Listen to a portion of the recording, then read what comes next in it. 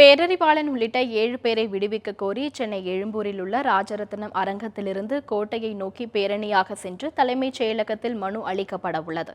இதில் மதிமுக, பாமக, விடுதலை சிறுத்தைகள், கொங்கு இளைஞர் பேரவை உள்ளிட்ட அரசியல் கட்சிகளும் பல்வேறு அமைப்புகளும் கலந்து கொள்ள உள்ளனர். இதுகுறித்த கூடுதல் தகவல்களை அங்கிருக்கும் நம்முடைய செய்தியாளர் டார்வினிடம் கேட்கலாம். வணக்கம் டார்வின், இந்த பேரணியில யார் யாரெல்லாம் கலந்து கொள்ள இருக்காங்க, அவங்களுக்காக செய்யப்பட்டிருக்கும் பாதுகாப்பு ஏற்பாடுகள் குறித்து சொல்லுங்க டார்வின்.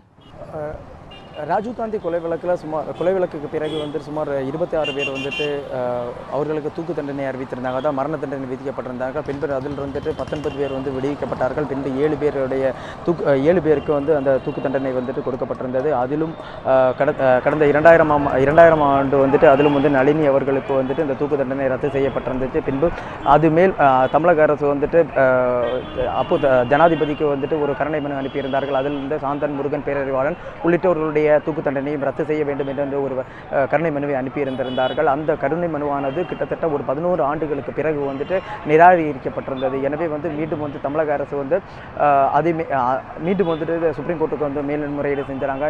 இந்த நிலையில் அவர்களுடைய தாமதிக்கப்பட்ட காரணத்தால், அதாவது தாமதமாக அந்த கருணை நிராகரிக்கப்பட்டதன் காரணமாக அவர்களுடைய தூக்கு தண்டனையை ரத்து செய்து சுப்ரீம் கோர்ட் உத்தரவிட்டிருந்தாங்க.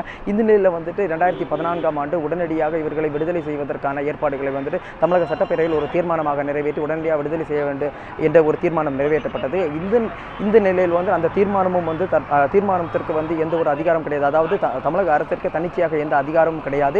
காரணம் என்னன்னா, இது சிபிஐ இன்வெஸ்டிகேஷனில் இருப்பதன் ஒரு காரணத்தினால மத்திய அரசுக்கு தான் முழுமையான அதிகாரம், இவர்களை விடுதலை செய்வதற்கான முழுமையான அதிகாரம் இருக்கிறது என்ற ஒரு நிலையை தெரிவித்திருந்தார்கள். இந்நிலையில் இந்த 2 முறை தமிழக அரசு மத்திய அரசை வலியுறுத்தியும் எந்த ஒரு நடவடிக்கையும் இல்லாமல் இருந்தது. இந்நிலையில் பேரறிவாளன், சாந்தன், முருகன் உள்ளிட்ட இந்த 7 பேரோட விடுதலை வலியுறுத்தி சென்னையிலிருந்து ஒரு பேரணி, அதாவது சென்னை ராஜரத்னம் அரங்கத்தில் புனித ஜார்ஜ் கோட்டையை நோக்கி ஒரு பேரணி நடத்த இருக்கிறார்கள். அதாவது பேரறிவாளன் தாயார் அற்புதமால் இதில் கலந்து கொண்டிருக்கிறார்கள். மேலும் பல்வேறு கட்சியினை சார்ந்த, அதாவது பாட்டாளி மக்கள் கட்சி, மதிமுக, விடுதலை சிறுத்தைகள் உள்ளிட்ட பல்வேறு கட்சிகளையுமே அமைப்பை சார்ந்தவர்களும் இந்த பேரணியில் கலந்து கொள்ள இருக்கிறார்கள். இதற்காக சிறப்பு ஏற்பாடுகள் பண்ணப்பட்டிருக்கு. அதாவது பாதுகாப்பு ஏற்பாடு மற்றும் வாகன நெரிசலை தவிர்ப்பதற்காக பேரிகேட் அமைத்து ஒரு வழி பாதையில் இவர்களை செல்வதற்காக இந்த ஏற்பாடுகள் செய்யப்பட்டிருக்கு. இவர்கள் இங்கிருந்து பேரணியாக சென்று புனித ஜார்ஜ் கோட்டையில் உள்ள முதலமைச்சரின் தனி பிரிவில்